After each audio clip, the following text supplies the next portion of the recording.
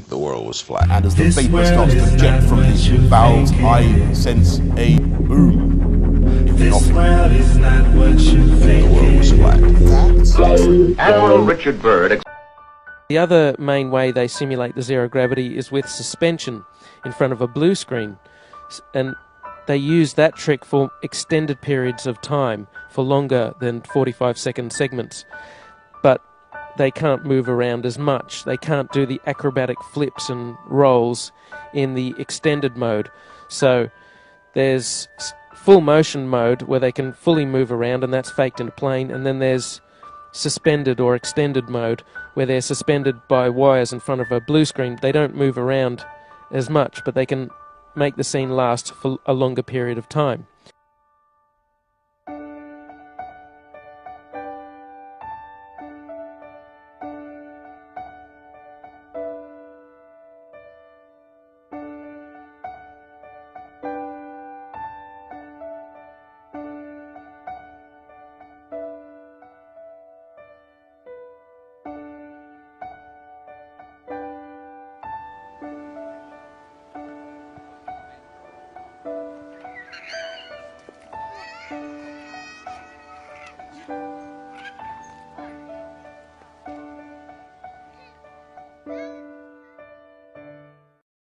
In this scene, Chris Hadfield bends down in order to adjust something, and you can see on the back of his shirt a couple of upticks on either side where you would expect wires to come in on either side of that harness in order to support it.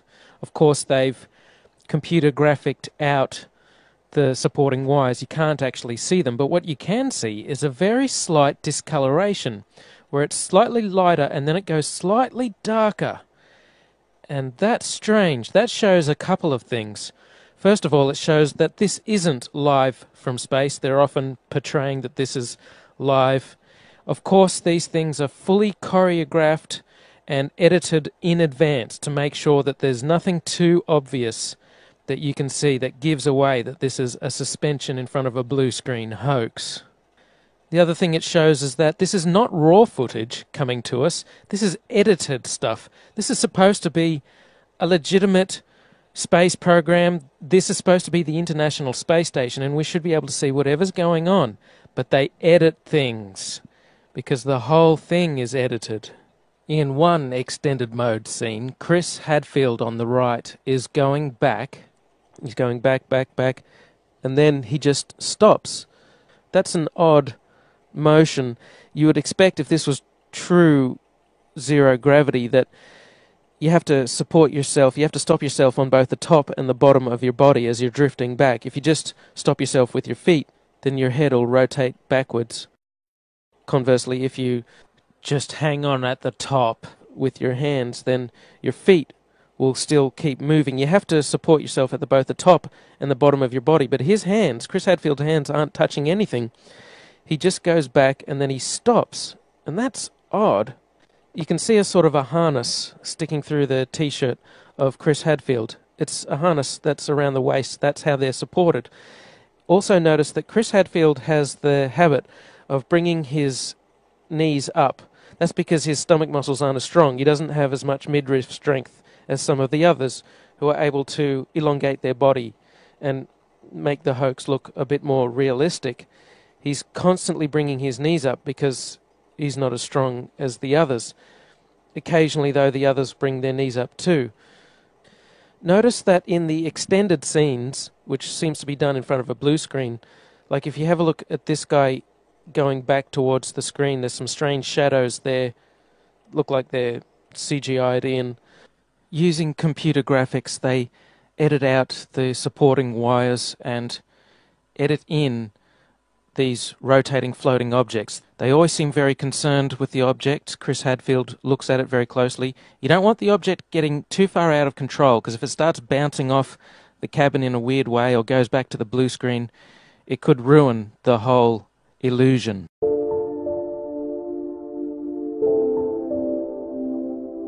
As you can see, I'll float, Mark is floating, and so it really takes a lot of effort to learn how to control that. When I set things down on the ground, you can let it go and it sits there.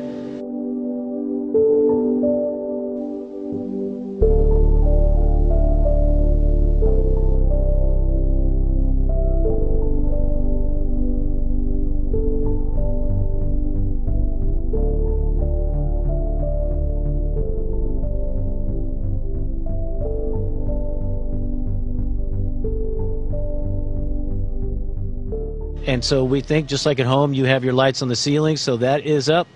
But then you can do this, like Randy's doing right now. It looks like for him, that he's standing up.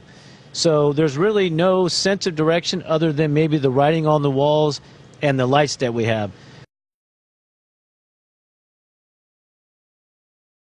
Really neat. When you're working, you can get in all different kinds of spots, and it all seems to work fine. So it's a great place to live and work. When you're working, you can get in all different kinds of spots, and it all seems to work fine.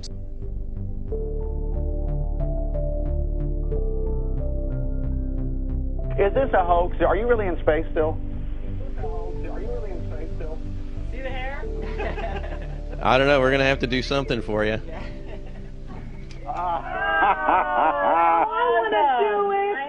Oh, yeah, I can do that. Watch this. Oh, yeah, I can do that. Watch this. Thank you very much. I know we've got limited time and you've got lots to do up there, but I guess you one last question. Lots to do up there, but I guess you one last question. Lots to do up there, but I guess you lots to do up there.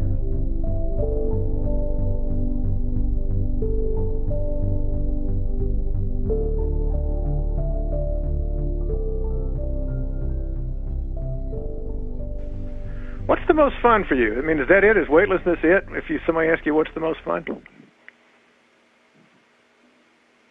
You know, I think the most fun thing for me, aside from being able just to do something like that whenever you feel like it, is being able to share this experience. And so I try and keep in touch with friends and family through email and using the phone. You know, I think the most fun thing for me, the most fun thing for me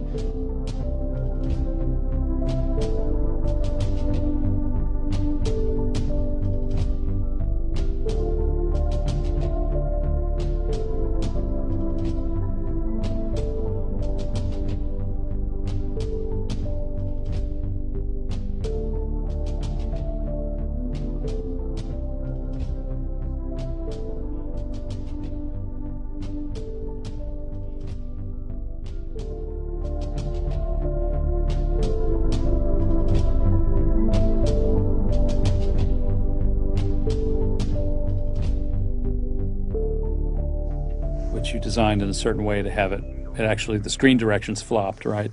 Yes, yeah.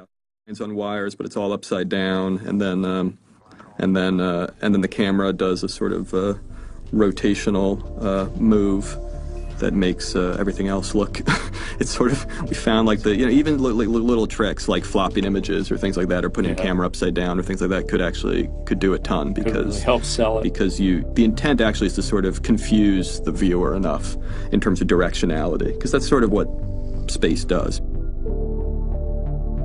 There, they actually aren't on any wires at all. They're just sort of moving, kind of acting like that. But the set has been clocked and turned around, so that it's, again, you're disoriented. You get away with it for just that brief scene, plus with an object floating by, like the film canisters and things. Just the camera back.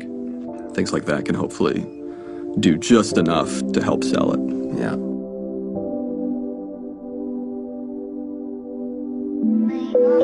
History is written by those who dare to dream big, dream big, dream big, dream big. And do the impossible, do the impossible, the impossible, the impossible.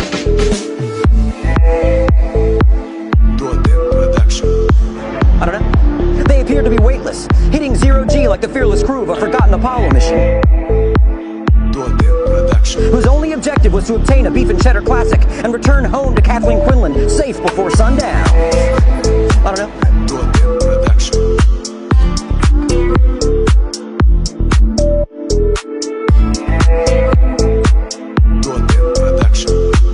They appear to be weightless, hitting zero-G like the fearless crew of a forgotten Apollo mission. You did great. You did amazing.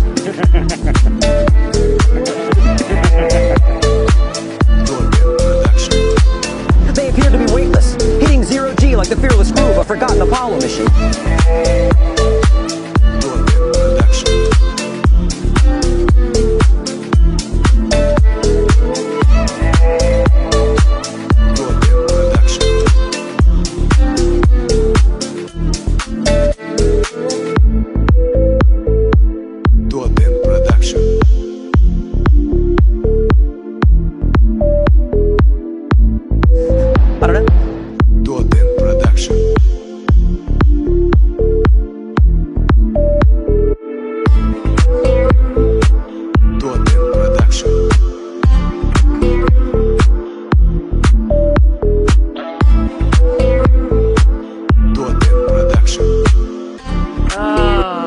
Fake news.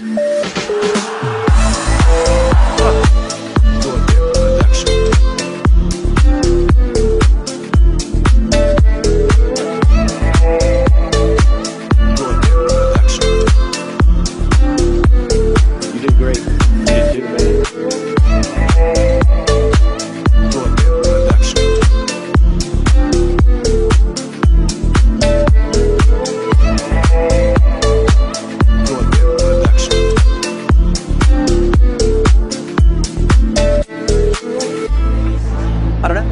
They appeared to be weightless, hitting 0G like the fearless crew of a forgotten Apollo mission.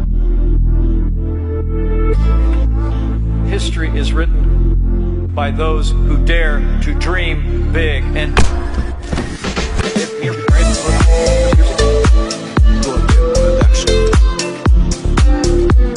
the likes of which this world has never seen before.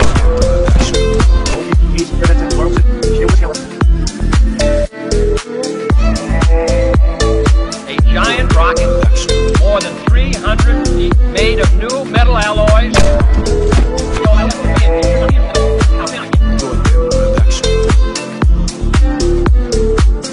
You want to think the world is flat? Go right ahead. But if you think the world is flat... Well, sir, I think the simplest answer to that is we keep going. Whether it's the moon, an asteroid, Mars, sending unmanned robotic missions out to the moons of Saturn and Jupiter, the key is we're human beings, and we got to keep on going. We got to dare to dream big, try to do the impossible. Give me a break.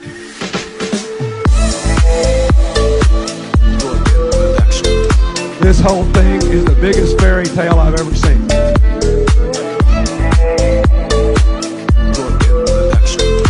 This whole thing is the biggest fairy tale I've ever seen.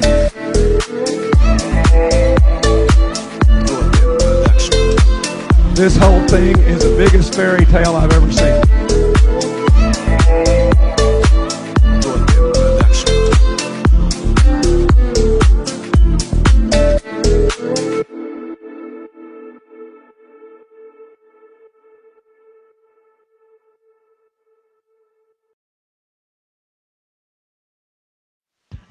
I definitely haven't mastered it. I'll give you a trial and I'll show you just how bad it is.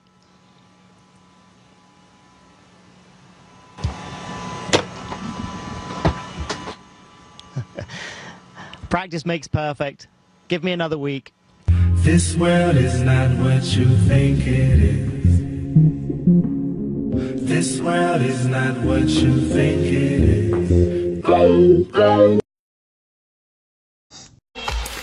Sorry.